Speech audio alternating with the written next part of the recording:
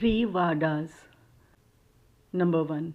The site with the neem tree and surrounding space was bought by Mr. Hari Vinayak Sathe, and on this site a big building styled Sathe's Vada is erected. This Vada was the sole resting place for pilgrims who flocked there. A platform was built round the neem tree and lofts with steps were constructed. Under the steps there is a niche facing south and devotees sit on the platform facing north. It is believed that he who burns incense there on Thursday and Friday evenings will, by God's grace, be happy. This Vada was old and dilapidated and wanted repairs. The necessary repairs, additions, and alterations have been made now by the Sansthan. Number 2.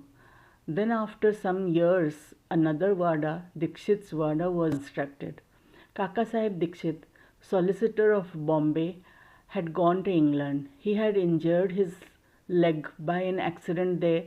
The injury could not be got rid of by any means.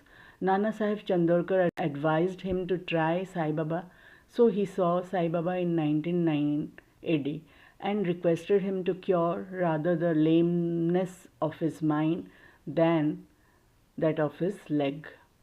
He was so much pleased with the darshan of Sai Baba that he decided to reside in Shirdi. So he built a Vada for himself and other devotees. The foundation of this building was laid on 10th December 1910. On this day, two other important events took place. One, Mr. Dada Saheb Khaparde was given permission to return home, and number 2, the night Aarti in Chawadi was commenced. The Vada was complete and was inhabited on the Ram Navami day in 1911 AD with due rites and formalities. Number 3. Then another Vada or palatial mansion was put up by the famous millionaire Mr. Booty of Nagpur. Lots of money was spent on this building, but all the amount was well utilized, as Sai Baba's body is resting in this Vada, which is now called the Samadhi Mandir.